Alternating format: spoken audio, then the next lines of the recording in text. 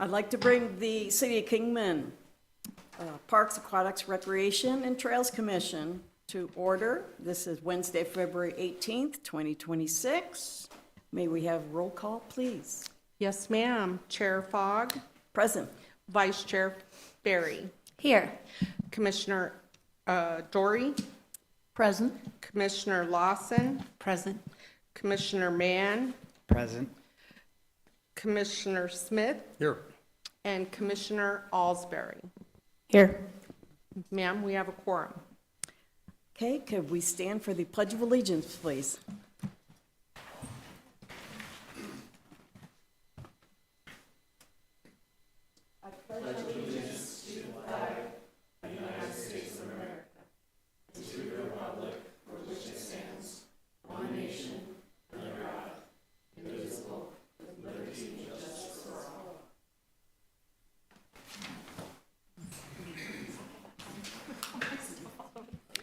Thank you. Number one, presentations. We have open meeting law and parliamentary procedure training for 2026. The city's attorney's office will provide the annual open meeting law and parliamentary procedure training to the commission members.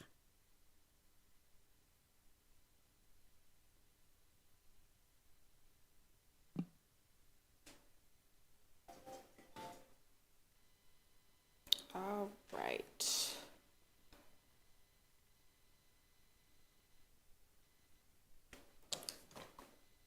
All right. Hi there. My name is Amy Schreiber. I'm the Deputy City Attorney for the City of Kingman. So we're just going to be giving you your annual open meeting law training for the year.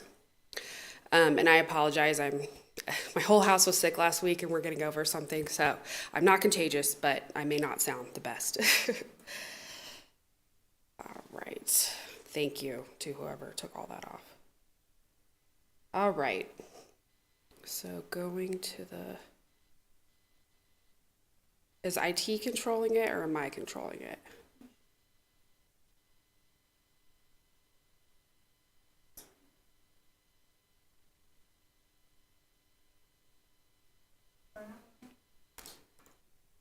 No. There we go. Okay. All right. So open meeting law, it's the public policy of the state that meetings of public bodies be conducted openly and that notices and agendas be provided for such meetings which contain such information that's reasonably necessary to inform the public. So what does this mean? The main purpose of open meeting law is that the public's business must be conducted in public. Why does it matter? It protects the public in that they have their right to participate in the government and to be heard. It protects public officials and maintains integrity, ensuring that there's open lines of communication between the citizens and the government. Who must comply with open meeting law? You must comply with open meeting law. Any public body, which is going to be all of the boards and commissions, obviously the city council, is going to have to comply with open meeting law. What constitutes a meeting? Obviously right now, this is what we think of when we think of a meeting, but we'll discuss later how you can be using technology and that can actually make up a meeting if there's enough people discussing an item that's going to come before this commission. But again, it's just the gathering in person through technological devices of a quorum of the members of a public body at which they discuss, propose, or take legal action, including deliberations by a quorum. A quorum is defined as a majority of the members of a board or commission. Vacant positions do not reduce a quorum. So you guys have 7, so a quorum would be 4 people.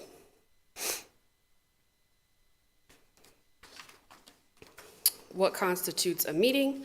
Like I said before, it's not just what you're doing right now. It also could be through technological devices, so email, Facebook, anything like that. For example, let's say a member of staff was sent an email to everyone on this commission about something that was likely to come before this commission, and then somebody hits reply all and gives a heads up as to what they're going to do on that item, that could be in danger of violating open meeting law. Same thing if someone was to post on Facebook about something that's going to come before this commission, say, hey, I'm going to vote in favor of this or against it, and then some other people from the commission like it or comment on it that they're going to do the same, that could also be a violation. Splintering the quorum. A meeting may also occur when less than a quorum of the public body discusses a matter of city business. I like to describe this as the telephone game. So this would be if one person from the commission talks to one person about something that's going to come before the commission, they talk to another person, and so on and so on. It's also important to inform the public. No meeting may take place with less than 24 hours notice to the general public and each member of the public body. We obviously try to provide much more notice than that, but there have been times where something was wrong on an agenda, the location of the meeting, time of the meeting, and if we can't get that corrected within 24 hours before the meeting, you can't have the meeting. You have to postpone it.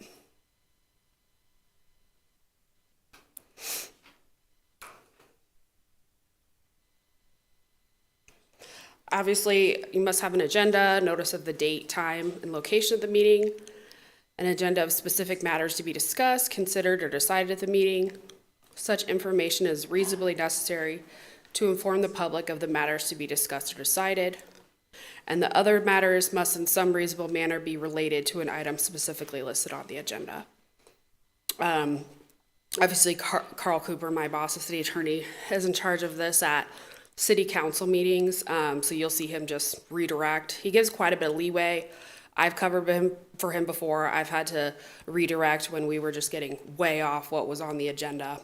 But we try to give leeway, but just stick to what's on the agenda. It's the best thing to do. Like I said, only items specifically listed on the agenda or matters related thereto may be discussed. It's up to the chair or vice chair to redirect if it seems like it's just going way off the rails. The better practice is to just defer discussion, put it on the next meeting's agenda, and talk about it then, because you're way less likely to be violating open meeting law. If action is taken on an item that's not properly noticed, that particular action violates open meeting law, and it's null and void.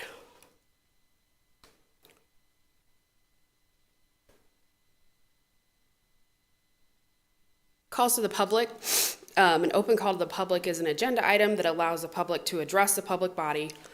These are actually not required by state statute. We're not required to have them, but we choose to at our city council meetings. We can impose a reasonable time limit. We do 3 minutes.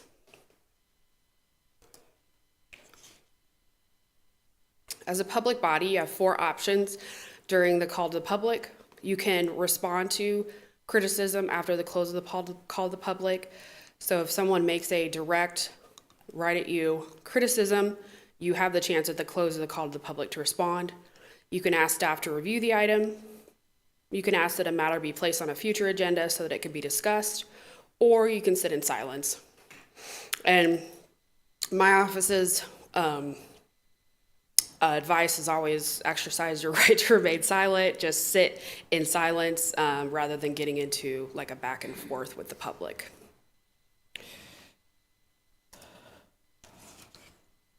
The public has the right to attend, listen, tape record, and videotape. They do not have the right to speak unless there's a designated call to the public or disrupt.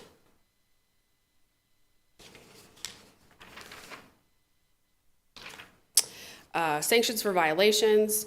If a public officer knowingly violates open meeting law, the court may impose a civil penalty.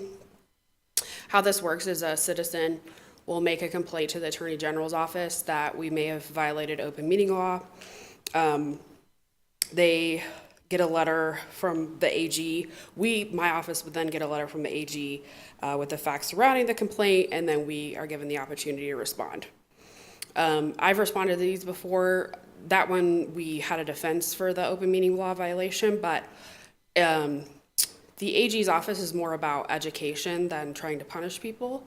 So if we say, you know what, that was a violation, our bad, but this is what we're gonna do to try to remedy that in the future, do more trainings, things like that. And all legal action done by a public body during a meeting held in violation is null and void, so no good. Conflicts of interest. It's illegal to fail to declare a conflict of interest under Arizona law. This covers all public officers and employees of incorporated cities and towns.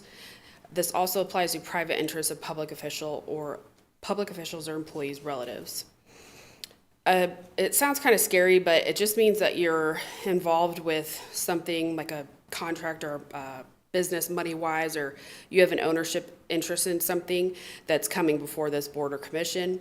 It's best to just find out what your conflicts are, call our office ahead of time so that we can work through it with you.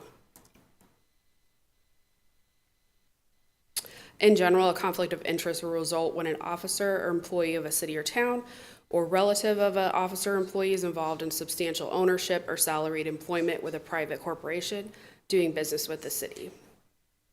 A public officer or an employee may sell equipment, materials, supplies, or services to the municipality only after public competitive bidding.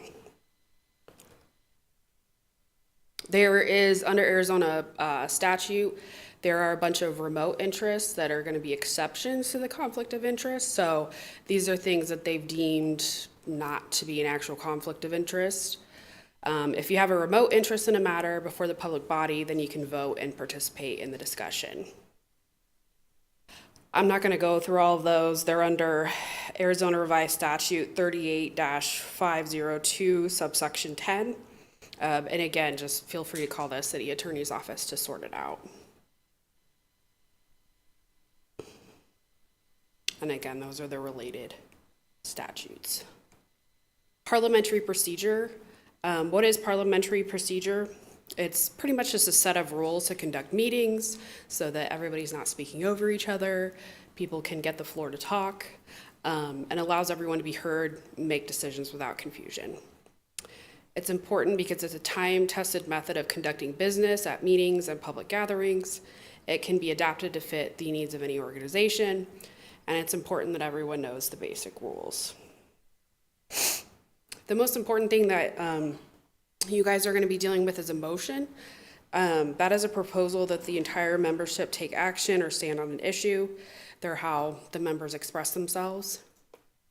You're really only going to have to worry about those main motions. So again, you just make a motion to approve, motion to deny, and then it's voted on. How are motions presented? It's best practice to obtain the floor, get an acknowledgement from the chairperson saying that you would like to speak. Make your motion, speak in a clear and concise manner, use, I guess, easy language. Don't try to make it just too complicated. Always state a motion affirmatively, so say I move that we rather than I move that we do not. Avoid personalities and just stay on the subject. So you make your motion, wait for someone to second your motion, and if there's no second, it dies. If we have a motion and a second, the chairperson will say, if we have a motion and a second, any further discussion? And then the membership will either debate your motion or move directly to a vote.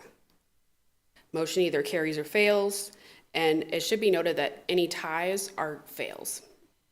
If there's a tie in people voting, the motion's going to fail. Yeas or nays. In conclusion, parliamentary procedure is just the best way to get things done at your meetings, but it'll only work if you use it properly.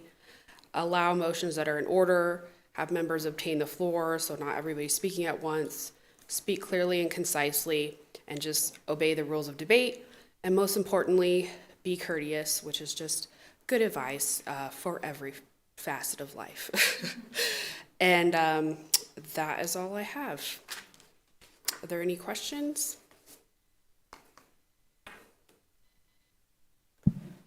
Okay, I just had a question about, you were talking a little bit about the Facebook thing or social media. So you specifically said if you share, I'm going to vote on this issue, is it okay to share, you know, just the agenda or the meetings coming up and other people like it? Or, Oh, yeah, that is just sharing an agenda or the date, time, place of a meeting. That's all. just We want. informative, but not personal? Yes, exactly. Yeah, we want the public to know about it. Okay, thank you. Anything else? All right. Thank you very much. And number 1, item B, we have Commission Handbook Overview.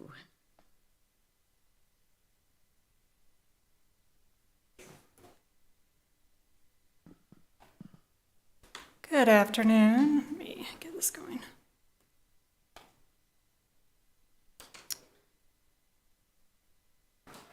Where is my presentation? Hold on a second.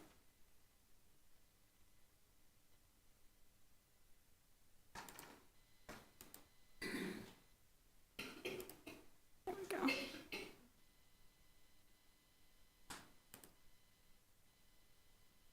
All right. My name is Tanya Ferguson. I'm the Deputy City Clerk, if you haven't met me. We're going to go through the Boards and Commission Handbook overview. I provided you guys all a copy as well if you want to take that and study it or keep it. And as well the signature page that we ask that you guys sign that at some point when you're done reviewing it. You can turn that into either me or your recording secretary, Sherry. It's being temperamental for me too. Hold on a second. There we go. All right, responsibilities of the commission members. Provide a valuable communication link between the community and the city council. Attend all meetings. And we needed to note that 3 or more unexcused absences will result in removal. Review the backup material ahead of time and become informed on the agenda topics. Solicit feedback from friends, neighbors, community members on items coming before the commission. Be engaged. The role of the chairperson to coordinate with the staff liaison on the meeting agendas, preside over the meetings, encourage discussion among commission members, keep the meeting on track, ensure all participants are treated with respect. And the role of the vice chairperson is to fulfill the responsibilities of a commission member and assume the duties of the chair during his or her absence. The role of the council liaison is to attend the board and commission meeting as an observer only, provide updates to the council, recommend appointments to fill vacancies when there is any, encourage and support members to achieve the mission within their boundaries established by council. Role of the staff liaison is to attend the commission meetings, assist the chair with meeting management and decorum, work with the recording secretary to prepare the agenda and send it to the commission members, communicate with the commission members, report to the city manager any issues with commissioner attendance, report to the city clerk or the city clerk's office any resignations or vacancies, encourage and support board and commission members to achieve their mission within the boundaries established by council. And I know this has been a question if there's any vacancies. We have a commission that has a vacancy right now. If their term is under a year, we will not fill that vacancy until their term is up. So if it's under a year, no, but we'll wait till their term's up because right now we have one. Role of the recording secretary is to attend the commission meetings, work with their staff liaison to prepare the agenda and send it to the commission members, communicate with commission members, report to the city clerk or the city clerk's office of any resignation or vacancies.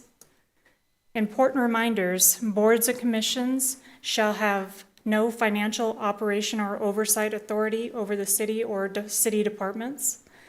Contact should be with the staff member assigned to the board or commission and pertain to the task at hand. If you are not clear on the policies and procedures or policies and programs, please ask for clarification. Members should not ask for individual reports, favors, or special considerations. Members should recognize that while they work with staff and staff reports to their supervisor or the city manager, not the board or commission. Boards and commissions can create subcommittees. Cannot create subcommittees. And one of the questions I know we had a commission member ask to postpone a meeting because they weren't going to be able to be at the meeting. You cannot do that. That was kind of why this has been brought up. Requesting an agenda item. Agendas are set by the staff liaison. A commission member may request that an item be placed on a future agenda during the request for future reports and updates portion of the regular scheduled meeting. If the staff liaison determines that the request can be fulfilled by sending just a simple email update or report to the commission, they may do so. Calling for a special meeting. A commission may request to call an additional special meeting if there is an item that needs to be heard before their regularly scheduled meeting. Special meetings are subject to the city manager's approval and meeting room availability. Do you guys have any questions for me? No? All right. I will leave this to you guys. Thank you. Thank you, You're Tanya. welcome, guys. Item 2, approval of minutes. That's the meeting minutes from November 19th, 2025. Do we need any discussion or possible action? Move to approve the meetings minutes for November 19th. We have a motion to approve. Do we have a second? I second. We have a motion and a second. Any other discussion? Seeing none? Do you, who approves this? Say aye. Aye. Aye. Any nays? Motion's approved. Call to the public, comments from the public. Those wishing to address the commission should fill out request forms in advance. Comments from the public will be restricted to items not on the agenda with the exception of those on the consent agenda. There will be no comments allowed that advertise for a particular person or group. Comments should be limited to no longer than 3 minutes. The commission may not respond to speakers during the call to the public. The commission may direct the staff to study the matter or request that the matter be placed on a future agenda. Do we have any comments from the public? No, ma'am, we have none today. Thank you. Okay, we'll move on to number 4, action items. A, appointment of chair. The commission will appoint a chairperson for the new year. Discussion and possible action.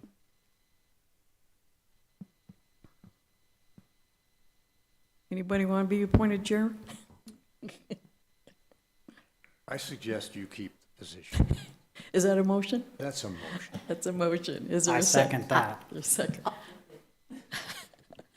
Okay, we have a motion and a second. No more discussion? Who was our second, please? It was Mr. Mann. All right, okay. thank you very much. All right, all in favor? Aye. Aye. Any nays? Motion passes. Item B, appointment of vice chair. The commission will appoint a vice chair for the new year. Discussion and possible action. I'd like to make that motion that Sarah remain vice chair.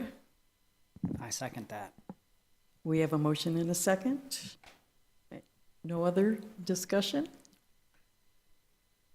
All in favor? Aye. Aye. Any opposed? The motion passes. Okay. Item 5, reports. A, Park Superintendent Report. Staff will provide a report on the Park Maintenance Division activity.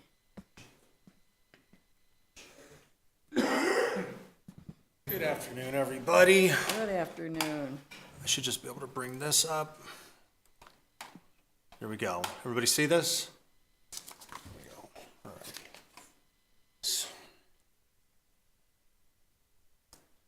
Nope. Why is it not? Am I sharing?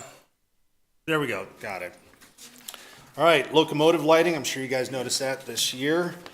Staff was extremely busy with that. Everything was brand new. A lot of help from citizen Jeff Jarvis. He was instrumental in setting all this up. Both the trees and on the Ramada, controllers all throughout the system. There was a lot more to that train than just meets the eye. Mostly Matt Golder. Without him, it would not be possible as well. All the props were developed by Jeff Jarvis and installed by staff.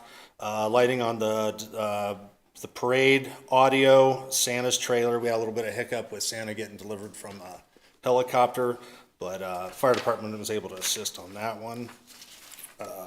Grandview, that's the huge one for us and hopefully for all of Kingman. November started with a pre-construction meeting between Trident Aquatics, Aquavita, Encore Electric, and of course Parks. It all started with removal of the pool liner, the old filters, and the heater from the pump house. If anybody's driven through, you may have been seeing some of this action happening.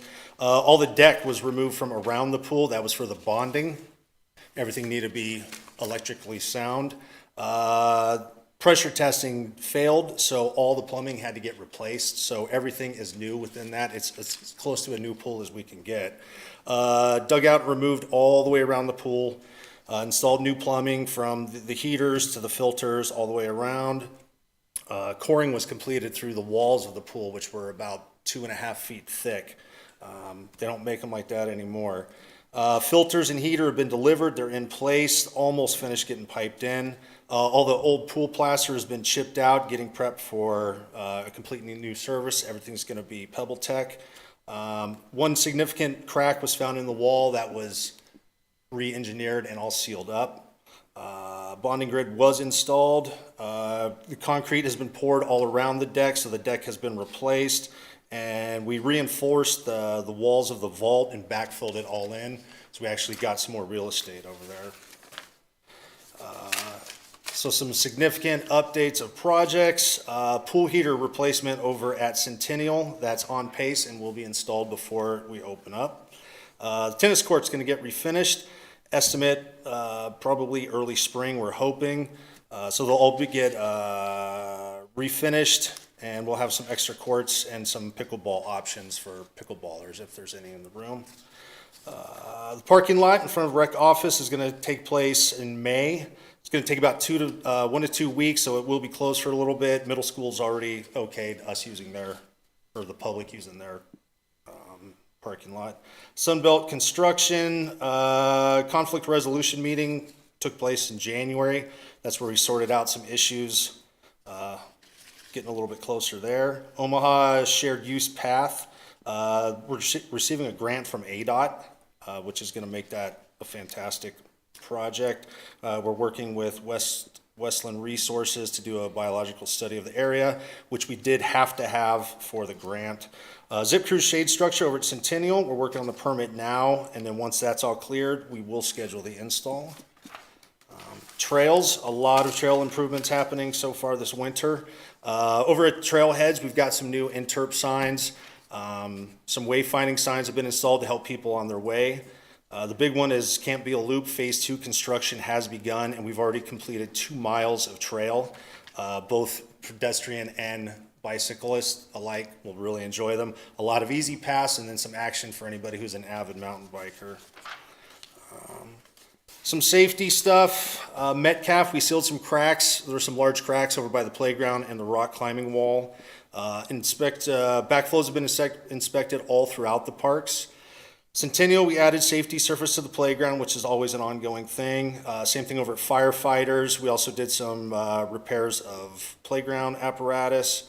Large tree over by the skate park split in half, so crews removed that. Wallach Ranch, more playground repair. South side, the chair swing, the ADA swing, we got that all repaired. It's back up and running. More components have been changed throughout the park system on our swing. Some of them had some significant wear, so we've got those all updated. And after seeing that, I reviewed with all my staff kind of what to look out for, so we don't have an issue where they get so dilapidated we have to immediately remove them and replace them. Some miscellaneous repairs. We've been seeding, aerating where we can. We've been fertilizing as well. Over at Metcalf, if some of you haven't noticed, we got some new picnic tables and a custom set of cornhole boards that were permanently installed over by the rock climbing wall. One of our fabricator, Ken, he's a genius. You may have saw for Christmas time, wreath and icicles were placed around the city complex. We've done a lot of help for Fire Station 24. They had an open house coming up, so we redid all their landscape out in front of their firehouse. And then over at 23, we did a huge project.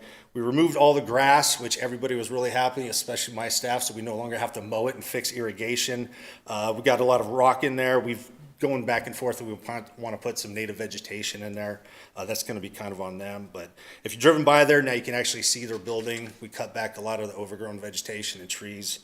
Wallach Ranch, we received the damaged, we replaced the damaged slide that had been broken down for a while. It's back up and running. Down there at the Grandview Beal 66 split, we updated all the numbers. Both the incorporated and the current year, those are now steel as opposed to wood that we're constantly splitting and having to do repairs on. Patched some trench over at the community center. Curbing around the zip crews at Centennial makes it look a little bit nicer. We removed some olive trees over the complex and as well as Fire Station 21. They were just unfortunately making a mess. They were beautiful trees, but those olives they tormented everybody. We received a new enclosed trailers. That way we can transport our tables and chairs to and from events. Canyon Shadows, along with some other parks. Matt over here has been installing brand new irrigation controllers to make everybody's lives a little easier and efficient.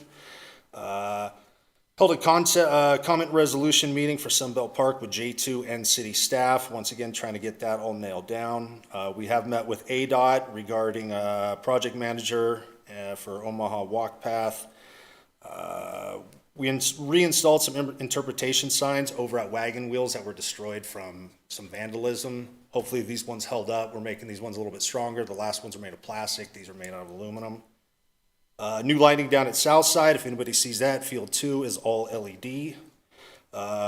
Rehabilitated Field 2. Guys were working on that for weeks.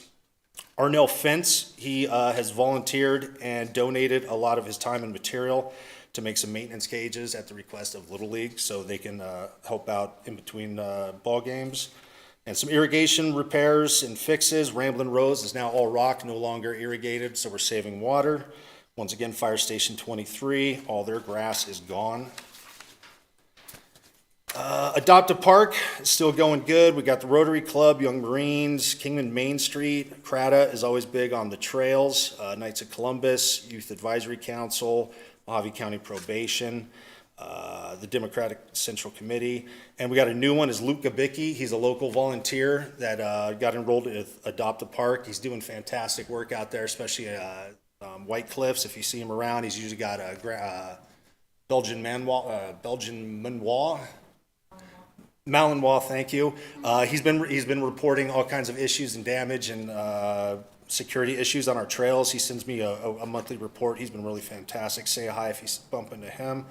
You can see our vandalism over winter has slowed down significantly. Luckily, I guess it's too cold and too dark for the kids to cause a ruckus. It's been relatively quiet since the last time we talked. Here's unfortunately some highlights of what people have done. We had a custom parking lot drag at one of our staging areas that was stolen shortly after being placed. We've now secured the new one. Canyon Shadows, some panels got kicked in. Cecil Davis never disappoints with graffiti. Centennial Park, a little bit more. Somebody lit a trash can on fire. That was a little odd. Firefighters continues to see some, probably because of skate park. Lewis Kingman, some odd stickers have been showing up throughout the city. We've been knocking those down as soon as we see them. Wallach continues to have some significant damage. That's probably one of the worst parks as far as that. And we had a little bit of action down at the White Cliffs Trail System, but nothing our crews can't solve almost immediately. Does anybody have any questions? I have one question. On the Sunbelt Park conflict resolution, can you comment on what kind of conflict? So it was a lot of things where the engineering, they had their ideas for the park, and then both us, streets, engineering, stuff that we saw from a field level or city experience, parks experience of what we wanted, what we didn't want, what we wanted changed. Right, it's just a practice that they do when they're having a big project. I mean, the architects want to make sure that they're getting all the information they need from all of our departments. We did the same thing about the Trails Master Plan. We had a meeting with all the city stakeholders and things like that too, so. I have a question. You mentioned you installed LED at the, Field 2 at Southside. yeah, what kind of savings do we realize with that change in lighting? As far as an electricity usage, it should be significant. Those bulbs were metal halide bulbs. They're monstrous beasts. They produce heat and just drain electricity. We have been eyeballing what we're using down there, and it's been ever increasing. I don't have the numbers of how much less it will be. An estimate I've heard is 60%, and I don't know if that's what it is, but that's, and the other good thing about the lighting that we have Musco lighting, which Musco is really famous for lighting the subject area and not lighting everything else, which is a really good thing. And then also their warranty is really good. So it's just a really good company that we found to work with, and they do a great job of installing it and come in and get it done. And the maintenance has been ongoing with the lights burning out and the circuits burning out. It was drawing too much, and so we're constantly having people out there kind of. When did this happen? It seems to me there was a big change in lighting. I drove up, I think, one of the evenings recently, and it's pretty impressive. They just finished that, I think, three weeks ago, maybe. That makes sense. Okay, yeah. Good job. Yeah, no. I just wanted to thank you guys for the wayfinding signs to the trail. It looks so awesome. You got right on it, and it's really helpful. It makes it a lot easier for us, in the business district to be able to point people to the trails and everything. So I just wanted to thank you for doing that. It looks great. Yeah, we can't thank Stephanie Pevley in Streets enough. She got right on it, pumped them out. And I would just like to say thank you to Mike and Matt. I mean, obviously, Mike's been a great addition to our team. Excited to have him here and working with Matt. Matt's awesome. And so we just have our team right now in Parks and Recreation altogether is as strong as it's been, I feel, So, I mean, obviously we still need a new recreation coordinator, but our team is very, very solid, and I'm really proud of them. I have a couple of questions on, say, the apparatus for swings, the attachments. When you go to the APRA meetings and you go to the different vendors, do they have new attachments so they're not breaking so much? Do you know? My experience is they're constantly changing, and we have at least 4 different manufacturers. Each one are completely proprietary. So if a unit goes out, we have to go straight to the manufacturer. Some of the every design is completely different.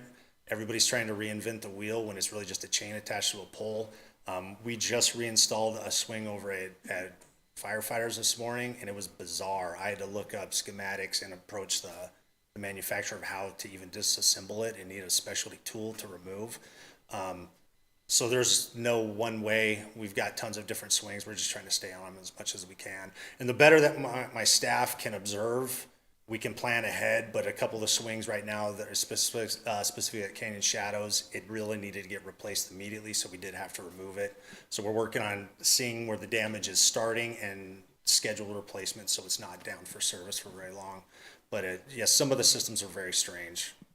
Okay. And also, my other question is about the parking lot being redone. Is that just a resurfacing? No? Is it going to be bigger, like go into Centennial Park a little bit? No, just the same number of parking spaces, just all redone. Yes, they're going to totally remove it all and replace some of the undersurface that's there as well. They don't know what they're going to find, basically, but they're pretty confident it's pretty rough shape. Wouldn't you say, Matt? Yes, definitely. They're going to do a whole tear out and then readdress the subgrade. Yeah. And then Okay, is that also going to be the, where the swimming pool operators go into, that part? Yes. Yes, it will encompass that as well. Timing's a little unfortunate. It'll be a little inconvenient for pool users initially, but as Mike stated, the academy is going to allow us to utilize their parking lot. Okay, okay. Thank you. That's all I have. Anyone else? Okay. Thank you, Mike. Thank you. Very good report. We're moving on to 5B, Recreation Superintendent Report. She will report on any, from the Recreation Division, any activity. I'm sure there's lots going on. There always is. Good afternoon, everyone. In front of you, you also have our most recent brochure. You'll notice it might look a little bit, looks the same, but maybe feels a little bit different. This season, we went to a business out of Las Vegas that was actually able to quote us relatively the same price that we were paying through the newspaper, but the quality is much better. The only thing is, it was the first time where we actually had to do all the layout and all the designing ourselves. So it was a learning experience. There is some errors in there that we are aware of because we accidentally copy and pasted the wrong subject matter into like 2 areas. So we are aware of it, and so we'll have a better eye next time. But we are now pretty much on our way through our winter and spring season of activities and events. The brochures that you have in front of you were distributed to all local schools and daycare facilities. This season, as I mentioned, we went with the new facility, so we're hoping that we'll be able to continue to work with them. One of our office attendants, Colleen Machado, she has some graphic background. She did work for the minor many years ago, so she's the one that helped put this together for us. And she also worked on our brochures for our department when she was there, so it kind of, she knows what our expectations are, so that kind of helps a little bit.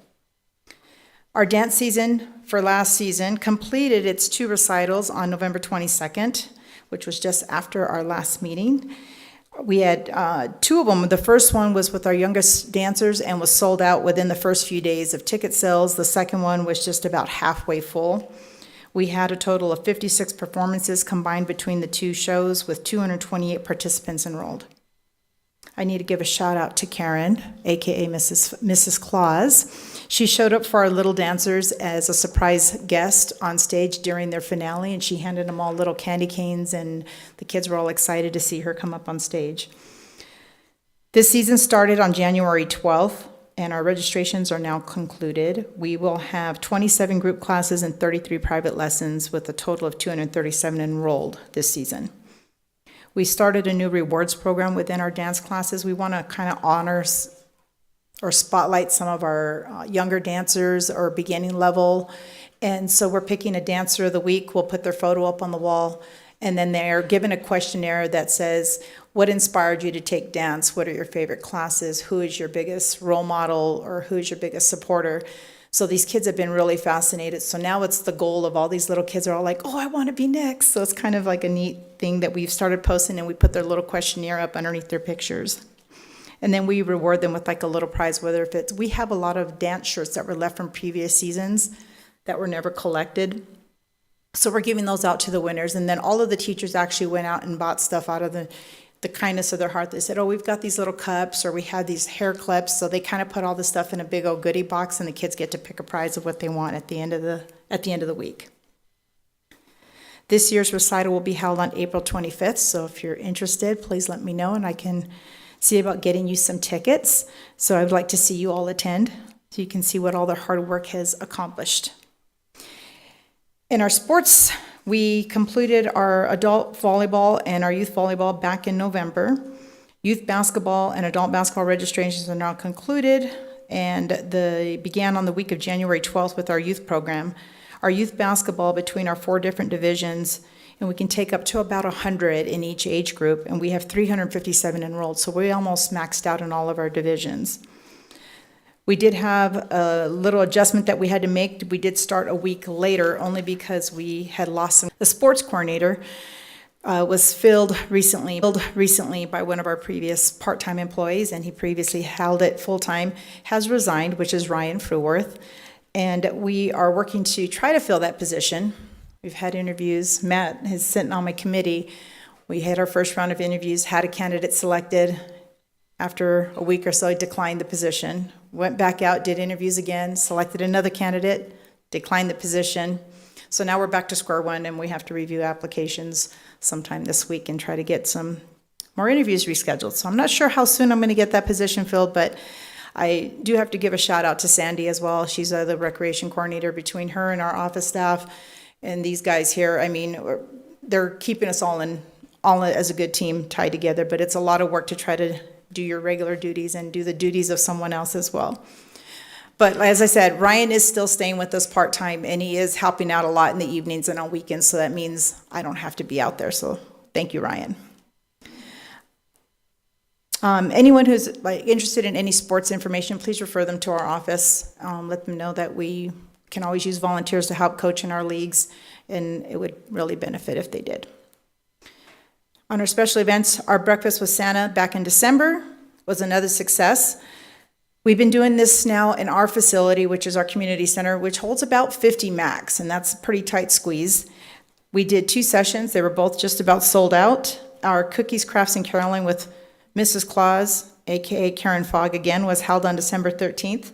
2 sessions were pretty much close to capacity as well. So thank you, Karen. We also participated, as Mike mentioned earlier, the Street of Lights display at Locomotive Park and the tree lighting. Santa's Castle, we had one of our city employee volunteers as Santa and Karen as Mrs. Fogg. They did participate or have 545 visitors come into the castle within that time period. So that's a lot of people to accommodate. Our Alpha Alert scavenger hunt that we did back in December was a big hit. We had a lot of donations from various vendors throughout the community. So we created gift bags. So the way the Alpha Alert works is our staff go out and hide a little elf in a bag, and it's kind of disguised, and we put it throughout the city, a lot of them in our parks and our trails. We used the Powerhouse this year as one of our locations. City Hall, there was various places they went out, and we posted clues on our Facebook page. It's to get people engaged to come in, look at city facilities, visit our parks, visit our trails, and if they can figure out the clue, they collect the elf, they come back, they win a prize. Our Facebook page actually got a lot of views and hits and stuff from that, as well as our Polar Dip. So our Polar Dip, which was held on January 1st, Karen was there. I don't remember, I think that was it that showed up, but we had over between patrons, participants, it was right around 200, give or take. So yes, they drove into and it was raining that morning, so they still came out, rain or shine, we tell them it's still going. We had winners that were able to dive into the pool. They pulled up a diving ring, they can come and turn it in for a prize. So, and then we handed out hot cocoa. We had Little Debbie snack cakes that were donated, handed those out with popcorn. So everybody got something, participants as well as the spectators. But we always say, make sure the participants get their towels and get their hot cocoa first. We want them to warm up. Let's see. That's pretty much it. The next season, we had scheduled for this season was our Cupid Bingo, which was supposed to take place just a couple weeks ago. Unfortunately, that was canceled. We didn't reach our minimum registrations. So we'll try again next year. We have upcoming is the Breakfast with the Bunny, which is similar to our Christmas program. Paws and Hops Photo Hop, that'll take place in our Centennial Park Dog Park. The Scavenger Hunt, which is golden egg type thing. They go out the same way we did the elves, so we'll do the hints on Facebook. And then the coloring contests, along with a White Cliffs Trail System hike, which Matt will help guide us with that, and our family campout. Aquatics, we're moving into the aquatic season. So the Centennial Pool was used as for the Polar Dip, as I mentioned earlier, and we are now gathering the employees for this coming summer. Anybody who's worked previously, we usually send them back an invite, says, as a seasonal employee, are you interested in returning this summer? They'll either give us a yay or a nay, and then it determines then how many we have to recruit for this season.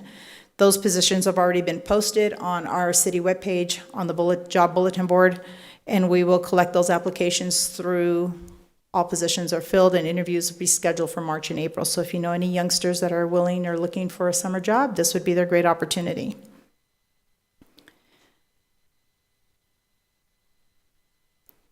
KUSD informed us that they're extending their summer this year. They're going from a 6-week summer to an 8-week summer, which will affect some of our summer programming. Normally the pools will close earlier or open up later, I should say. The end of the season date will not change. That will still remain till like the second weekend in August. But we will remain open our 12 or 1 to 5 shift schedule for an extra couple weeks to accommodate those students. We were looking at extending our summer day camp, which is another one of our popular summer programs, but we were just informed this morning that we don't have a facility to move to. So we will, instead of running an 8-week camp, we're able to do a 7-week camp. We're going to remain 6 weeks at the academy. We have to be out of the academy by a certain second week of July. And then we're going to move to Manzanita for 1 week. But there's no other facility available for that 8th week that the kids will be out of school, so there won't be any place for them to attend. So that's why we keep hoping to get our own facility someday, so we'll see. Any questions? And one, what is the minimum age for these aquatic positions? 15. Any other questions? I have a few comments. Okay. Well, let's see, on the polar plunge, last year, my 8-year-old grandson went in, and his comment when he came out was, I'm gonna die. This year, his younger sister, she's 6, wanted to do it, and her comment coming out was, that woke me up. It really is a shocker for some. We try to warn them ahead of time, especially when it comes to young kids. Do not think this is like you jumping into your summer pool. The water, if I remember correctly, this year was around 46 degrees. So, Yeah, and also, I had always wondered how many people came through Santa's castle. What was that number again? 500 and something? 545.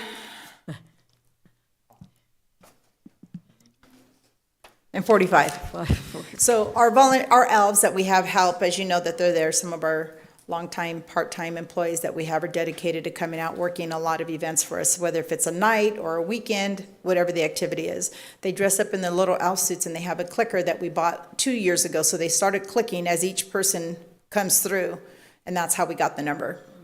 So 545 visitors walk through Santa's castle. Yeah, I just have one more thing. I believe, Yvonne, it's been 25 years for you? Almost 27. Almost 27. Well, thank you very Yeah. much. Yeah. My retirement, so when Karen retired from the city, she gave me a countdown clock that says countdown to retirement.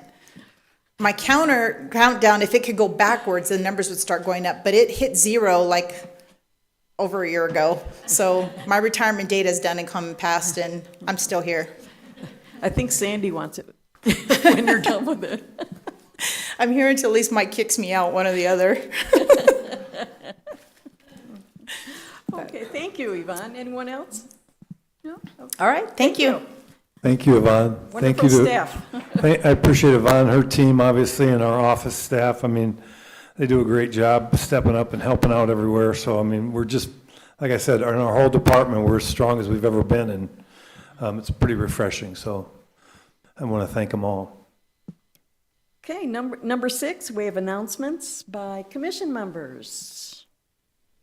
The director is going first. What say you, Mike? I just have a couple announcements, I guess, too. The Omaha Drive Shared Use Path, which they mentioned, is a big project. It's a $500,000 grant, and it's going to be basically done by ADOT, not by us. So there's challenges with that, too, that we're learning a lot about. There's some studies that we have to have that are really expensive. To get the $500,000, you have to spend $30,000. So, but at any rate, we're working on all that, and so it's a big project. The Trails Master Plan, working on Sunbelt Park. We're really anxious to get rolling on that and get the drainage channel in and get started on that. Grandview Pool, these guys are doing a great job. Our staff is doing a lot of the, we're doing Pebble Tech instead of a vinyl liner, which is a much, much better pool in the end. And our staff is doing a lot of the work, a lot of the heavy lifting, digging, and so they've done a lot there. And we're also going to do a lot of work to the pump room itself in-house. We're doing that stuff to make it a lot better for our employees going forward. So I'm excited about that. And then also I would just like to say thank you to Commissioner Dory. She came to the council meeting last night and shared some of your concerns about the painting of the locomotive in Lewis Kingman Park, and she did a great job with that, and I really appreciate that. I know several of you others had shared that same sentiment, so thank you to her. That's about all I have. I have a report real quick. I just wanted to give a report from Kingman Main Street on the Wind Phone. We met and we identified the location. The base coat has been completed on the Wind Phone. It's a nice sand color, so it'll blend right in. It's being delivered to the artist right now, a local mural artist. And it should be complete by April. And so then the ribbon cutting date will be determined, a date that works for everybody, and we can get together and celebrate that. So I just wanted to give a brief update on that so everybody knew.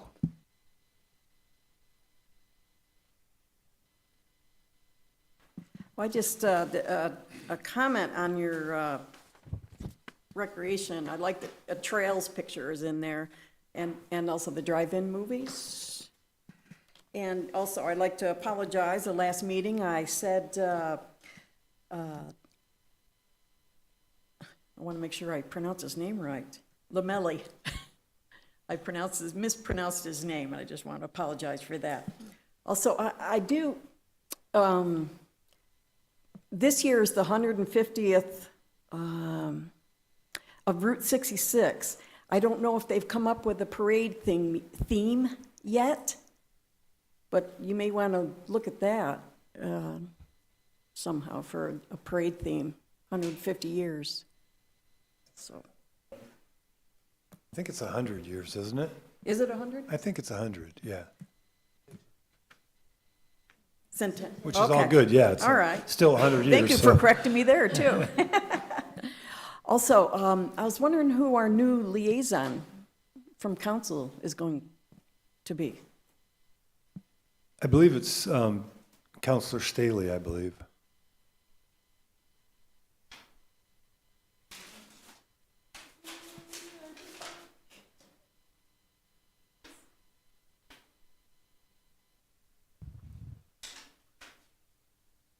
It may not be, I guess. They changed, I guess. Yeah, they changed in January, Yeah. so. Yes, they did, and I have that. The Park Commission is Mr. Keith Walker, or Mayor Keith Walker. Oh, No, No, Counselor Keith Walker. he's just council. Council Keith Walker, Yeah. there we go. Okay, thank Council you. Walker. Thank you. Any other announcements by commission? All right, we'll move on to number 7, request for future reports and updates. Anyone? No one, seeing none. Do we have a motion to adjourn? Anyone? I move that we adjourn. Second. Motion is second. All in favor? Aye. Thank you so much. Thank you all.